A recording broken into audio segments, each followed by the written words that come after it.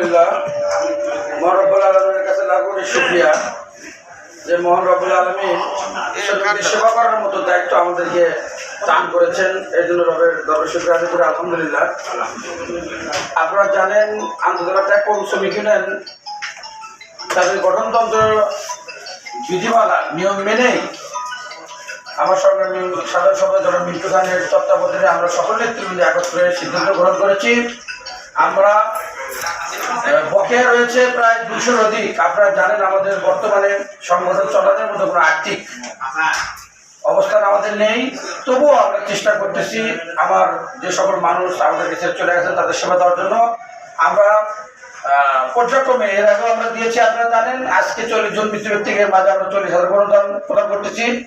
জিয়ারতে 10,000 করে 60 জন এবং 2 জন পঙ্গু শ্রমিককে আমরা 10,000 টাকা করে অনুদান দিয়েছি এবং কন্যা বস্তু যারা পিতা তাদেরকে আমরা 5,000 টাকা করে 10 জনকে দিয়েছি। আমার নেতৃবৃন্দ আমাদের একটা চিন্তা চেতনা, যদি 2-1 জন এসে বসে পঙ্গু মানুষ হয়তো সে আবেদন করতে পারেনি, সময় আছে, সেক্ষেত্রে আমরা তাদেরকেও দিয়ে দেবো ইনশাআল্লাহ। আগামীতে শ্রমিকদের কল্যাণের জন্য আসলে বিগত সরকারের আমলে 2018 সালের আইন আমার শ্রমিকদের উপর বহবহ হচ্ছে, কিন্তু বিগত সরকারের আমলে এই যে কল্যাণ তহবিল নামে যে ট্রাস্টি বোর্ড মানে কল্যাণ সংগঠন যে ব্যয়ভাগ নামে একটা 30 টাকা করে চাঁদা তোলার সরকারি একটা বিধি আছে, নিয়ম আছে, একটা গেজেট পাস হয়েছে। আমরা চাই শুধু আন্তর্জাতিক ত্যাগ শ্রমিক ইউনিয়ন বগুড়া না, সারা বাংলাদেশে যতগুলো বেসিক ইউনিয়ন রয়েছে তাদের স্ব সংগঠনগুলো বেগবান রাখতে, শ্রমিকদের ন্যায্য অধিকার ফিরিয়ে দিতে আমার মনে হয় সরকার মাননীয় সরকার মহোদয়কে উদ্যোক্তা আহ্বান করব। আপনি সারা বাংলাদেশের শ্রমজীবী মানুষের নেতা, আমি আপনাকে উদ্যোক্তা আহ্বান থাকবে কিভাবে আমাদের ট্রেড ইউনিয়ন আমরা যেন শ্রমিকদের সেবা দিতে পারি, আমাদের কল্যাণ তহবিল যেন আমরা আদায় করতে পারি। আমরা চাঁদাবাজি করতে চাই না, কিন্তু আমাদের শ্রমিকদের যে ন্যায্য হক আমরা সেটা মাননীয় সরকার মহোদয়ের কাছে চাই। আমি বিশ্বাস করি উনি যেহেতু সারা বাংলাদেশের মানুষকে নিয়ে তার মহা পরিকল্পনা রয়েছে, আমাদের এই 72 লক্ষ পরিবহন শ্রমিকদের নিয়ে তার পরিকল্পনার অংশ বিশেষ হিসেবে আমরা তাদের কাছে থাকতে চাই।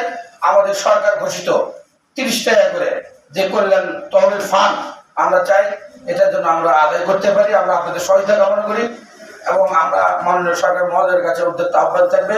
সারা ভারতের বেসিক ইউনিয়ন মুক্ত হয়ে আছে, এদেরকে চাঙ্গা করতে হলে, শ্রমিকদের সেবা করতে হলে অবশ্যই আমাদেরকে শ্রমিক ফান্ড দিতে হবে, না হলে আমাদেরকে অনুদানের ব্যবস্থা করতে হবে। আপনারা জানেন গার্মেন্টসের ব্যবসায়ীদের গার্মেন্টসের যদি কোনো সমস্যা হয় সরকার সেখানে অনুদান দেয়, ব্যবসায়ীদের কোনো সমস্যা হলে সরকার সেখানে অনুদান দেয়, কিন্তু আমরা সারা বাংলাদেশে 72 লক্ষ পরিবহন শ্রমিক রাত দিন জেগে বাংলাদেশের শাখা সচল রাখছি, আমরা কোনো অনুদান পাই না।